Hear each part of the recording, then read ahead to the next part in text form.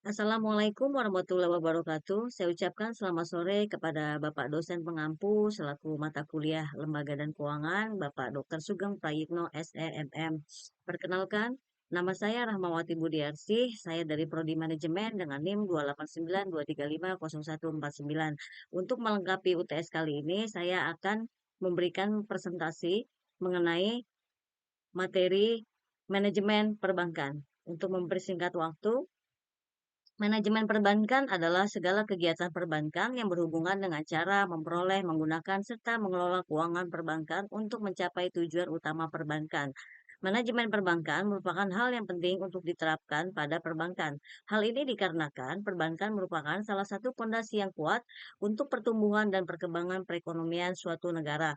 Manajemen juga dapat dikatakan sebagai hal yang paling riskan dalam suatu perbankan. Oleh karena itu, manajemen perbankan harus dikelola dengan baik oleh dewan direksinya. Adapun pengertian manajemen perbankan yaitu merupakan suatu ilmu yang membahas tentang bagaimana suatu lembaga perbankan dengan menggunakan ilmu dan seni untuk mengelola organisasinya dengan melibatkan berbagai pihak, baik pihak internal dan eksternal yang semuanya dilakukan guna mencapai tujuan organisasi.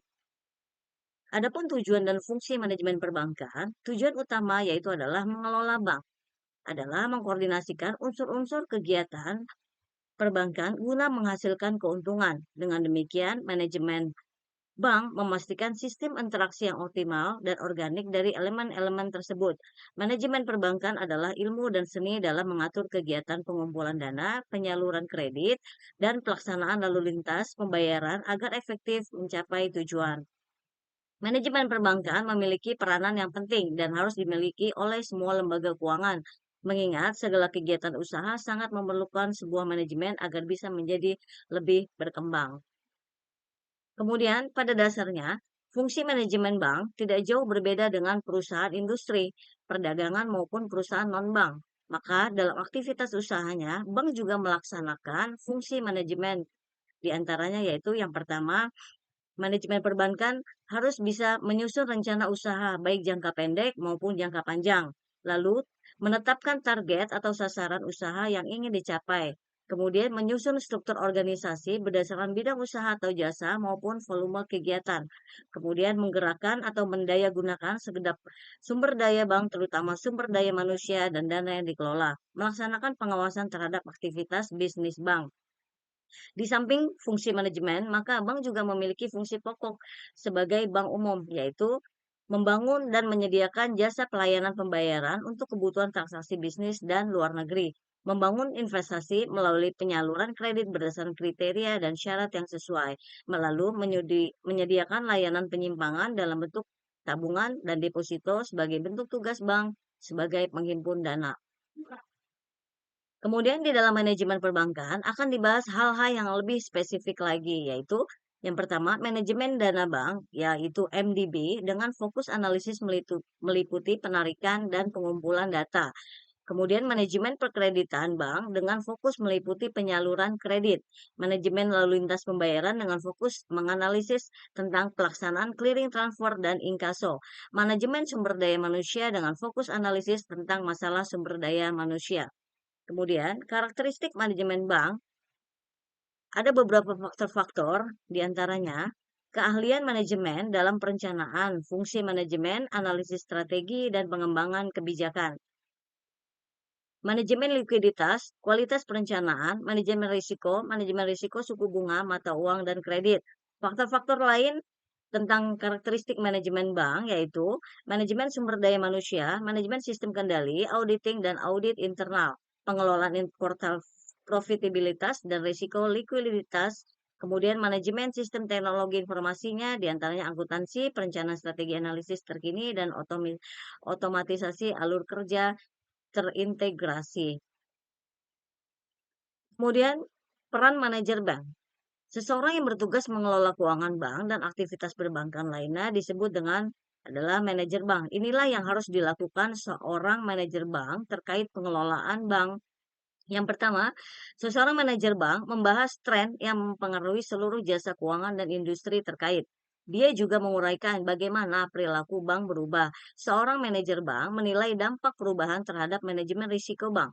Seorang manajer bank menyadari kebutuhan untuk mengkoordinasikan prosedur manajemen risiko dengan sistem keuangan internasional yang selalu berubah. Dia menilai hubungan antara kecukupan modal dan kinerja bank. Seorang manajer bank membahas bagaimana risiko suku bunga dapat dihindari dengan menggunakan aktivitas lindung nilai melalui penggunaan deviratif keuangan. Manajer bank menganalisis bagaimana biaya dan bauran dalam pendanaan. Penting bagi manajemen bank saat memberikan pinjaman dan membuat keputusan untuk berinvestasi. Kemudian, prinsip dan sistem manajemen perbankan. Apa sih manajemen perbankan? Jika kita datang di bank dan mendapatkan pelayanan yang terbaik dari para karyawan dan karyawati di sana, hal ini termasuk bagian dari manajemen perbankan. Manajemen perbankan merupakan ilmu yang mengatur bagaimana perbankan melakukan kegiatan operasionalnya, baik dalam penyaluran kredit kepada masyarakat dan juga mengatur bagaimana lalu lintas pembayaran agar lebih efektif dan efisien. Manajemen perbankan meliputi beberapa hal, di antaranya adalah manajemen pengelolaan dana bank, manajemen keuangan, manajemen SDM perbankan. Dalam hal pengaturan kekayaan yang dimiliki oleh pemegang saham, hal ini berpengaruh pada harga saham di pasaran. Manajemen keuangan perbankan ini akan bermanfaat untuk mengatur keputusan investasi, keputusan pendanaan, dan juga mengatur kebijakan dividen. Struktur organisasi bank. Manajemen perbankan memiliki peranan yang penting dan juga harus memiliki semua lembaga keuangan mengingat segala kegiatan usaha sangat memerlukan sebuah manajemen agar bisa menjadi lebih berkembang. Bahkan pengetahuan mengenai manajemen dalam usaha bank juga tidak hanya diketahui oleh karyawan dan pimpinan bank dan masyarakat khususnya nasabah. Unsur yang terkandung dalam struktur organisasi bank tidak jauh berbeda dengan yang terdapat pada organisasi bisnis lainnya, karena sebuah bank pada prinsipnya juga merupakan sebuah organisasi yang dijalankan dengan mengedepankan dua konsep dasar, yaitu profit dan continuity, yaitu keuntungan dan keberlanjutan sebuah usaha. Adapun gambaran dari ketiga komisaris tersebut adalah yaitu ketua komisaris, anggota komisaris, komisaris independen. Apa sih yang dimaksud dengan ketua komisaris? Yaitu seseorang yang pihaknya yang memiliki saham terbesar atau saham mayoritas. Dengan begitu diangkatlah dia menjadi ketua komisaris. Kemudian, apa yang dimaksud dengan anggota komisaris? Yaitu para anggota komisaris adalah mereka yang memiliki saham minoritas sehingga dengan begitu mereka hanya diangkat menjadi anggota komisaris. Kemudian komisaris independen adalah seorang komisaris tidak memiliki saham, namun ditunjuk untuk menjadi komisaris independen karena faktor kapasitas kepemilikan ilmu dan pengalaman dalam bidang tersebut telah diakui mampu memberi masukan kepada pihak Dewan Komisaris dalam setiap pengambilan keputusan, terutama keputusan-keputusan yang diusulkan oleh pihak manajemen perusahaan. Teori rahasia bank. Bank Secret Law. Dalam di kursus hukum perbankan di Indonesia lebih dikenal dengan istilah prinsip kerahasiaan bank. Prinsip kerahasiaan bank pada awalnya timbul dari tujuan untuk melindungi kepentingan nasabah bank agar terlindungi kerahasiaan yang menyangkut keadaan keuangan dan data pribadinya. Selain itu, kerahasiaan bank juga diperuntukkan untuk kepentingan bank itu sendiri. Sebab institusi yang dipercaya oleh nasabah untuk mengelola uangnya. Oleh karenanya, prinsip kerahasiaan bank merupakan jiwa dari sistem sebuah perbankan. Di Indonesia, prinsip kerahasiaan bank ini ditegaskan dalam pasal 40 Undang-Undang Nomor 10 1998 yang berbunyi, 1. Bank wajib merahasiakan keterangan mengenai nasabah penyimpanan dan simpanannya kecuali dalam hal sebagaimana dimaksud dalam pasal 41, pasal 41A, pasal 42, pasal 43, pasal 44, dan pasal 44A. Kedua, ketentuan sebagaimana dimaksud dalam ayat 1 berlaku pula bagi pihak terafiliasi. Penegasan tersebut ditekankan kembali oleh Bank Indonesia dalam pasal 2 ayat 1 PBI 2 2000 yang menyatakan bahwa bank wajib merahasiakan segala sesuatu yang berhubungan dengan keterangan mengenai nasabah, penyimpanan, dan simpanan nasabah. Prinsip kerahasiaan bank atau bank sekrileo adalah salah satu prinsip dalam hukum perbankan di mana bank wajib untuk merahasiakan segala sesuatu yang berhubungan dengan keterangan mengenai nasabah, penyimpanan, dan simpanan nasabah. Kemudian, pengecualian dalam prinsip kerahasiaan bank. Masih menurut Hidayatullah MA Nasution menjelaskan terdapat dua teori tentang rahasia bank, yaitu Yang pertama, teori rahasia bank bersifat mutlak atau absolutely theory, yaitu bank wajib menyimpan rahasia nasabah yang diketahui oleh bank karena kegiatan usahanya dalam di keadaan apapun. Semua keterangan mengenai nasabah dan keuangan yang tercatat di bank wajib dirahasiakan tanpa pengecualian dan pembatasan dengan alasan apapun dan oleh siapapun. Kedua, teori rahasia bank bersifat nisbi atau relatif, yaitu bank diperbolehkan membuka rahasia nasabahnya untuk suatu kepentingan mendesak, misalnya demi kepentingan negara atau kepentingan umum. Tujuan pemberian rahasia bank sebenarnya bertujuan untuk memberi kenyamanan kepada para nasabah yang menempatkan sejumlah dananya di bank tersebut. Dan kerahasiaan tersebut bukan hanya pada penabung, namun juga berlaku pada mereka yang mengambil kredit di bank tersebut. Kemudian sumber dana dan prinsip pengelolaan dana perbankan. Lembaga perbankan sama dengan organisasi bisnis lainnya yang membutuhkan modal dalam menjalankan usahanya. Namun, di sini mekanisme sumber modal yang diterima sedikit berbeda dibandingkan dengan organisasi bisnis lainnya. Sumber dana bank dari mana bank mendapatkan dana untuk keperluan operasionalnya dibedakan menjadi 3 sumber, yaitu sumber pertama yaitu dana yang berasal dari modal sendiri.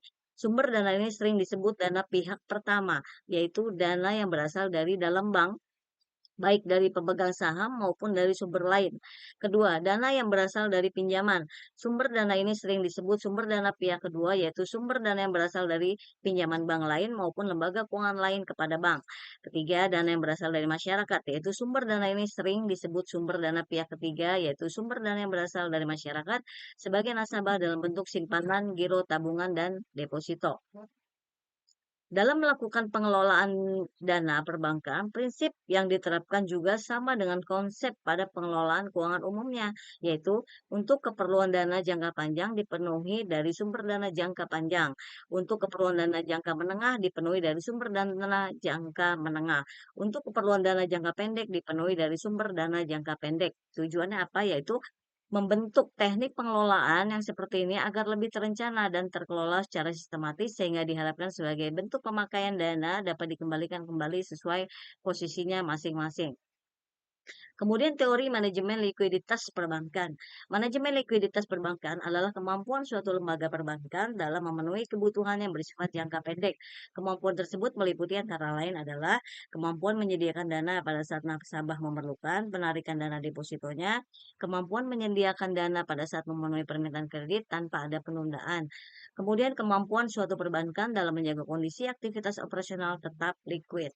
Ada beberapa teori yang berhubungan dengan likuiditas perbankan, yaitu teori of shiftability to the market, kedua the accepted income theory, commercial loan theory, teori doctrine of asset shiftability. Untuk time deposito, yaitu deposito berjangka dan perhitungan bunga. Salah satu fasilitas bank yang banyak digunakan para nasabah adalah tabungan deposito. Ada berbagai alasan mengapa masyarakat memilih mendepositokan uang di bank dibandingkan misalnya memakai uang tersebut untuk membeli saham, valuta asing, membuka usaha, dan lain sebagainya.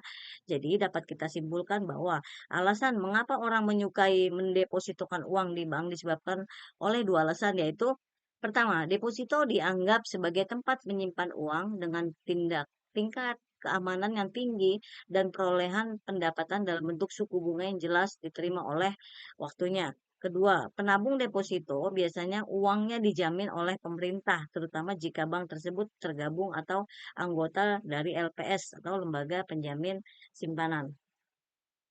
Perhitungan hasil dari bunga deposito umumnya dibayar per bulan yang langsung masuk ke rekening nasabah. Walaupun memang ada juga yang memperhitungkan bunga deposito harian, namun umumnya setiap bank menciptakan sistem hitungan 1 bulan.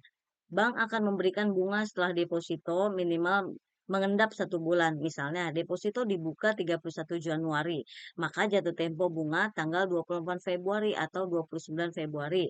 31 Maret, 30 April, dan seterusnya. Jadi jangkanya adalah 1 bulan.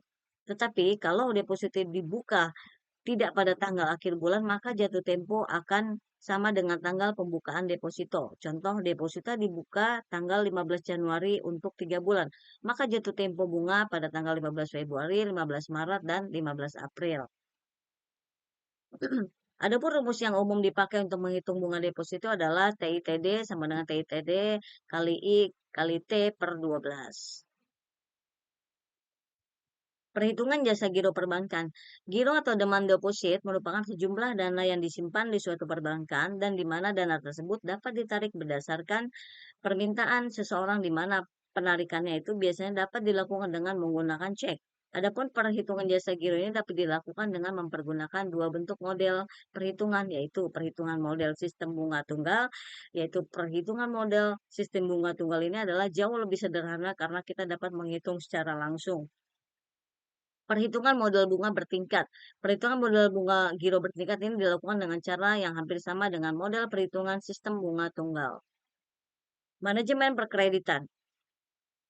Kata kredit berasal dari bahasa Latin yaitu creder, yang diterjemahkan sebagai kepercayaan atau credo yang berarti saya percaya. Kredit dan kepercayaan trust adalah ibarat sekeping mata uang logam yang tidak dapat dipisahkan.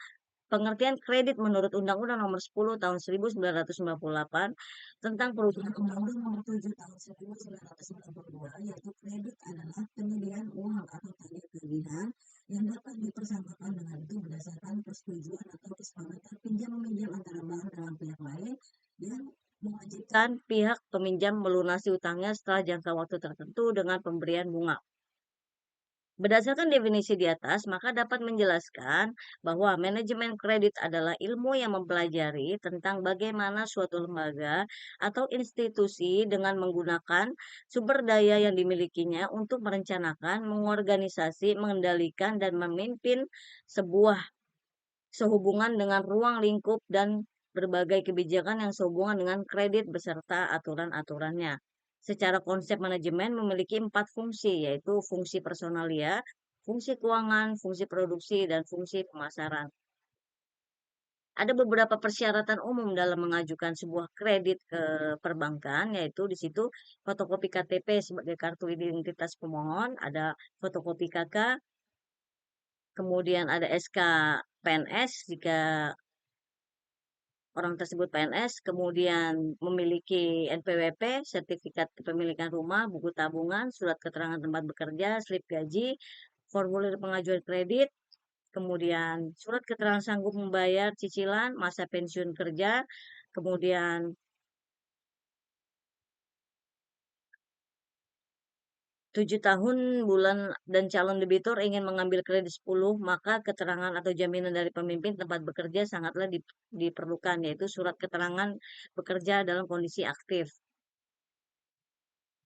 Kemudian penilaian kredit. Dalam memutuskan pemberian kredit atau melakukan pencairan dana melalui kredit di sebuah perbankan, maka ada beberapa hal yang harus dipikirkan baik oleh kreditur atau juga debitur secara umum, dan itu juga menjadi penilaian umum, yaitu yang bisa dikenal dengan 5C. Prinsip 5C yaitu terdiri dari karakter, capacity, capital, collateral, condition of economy.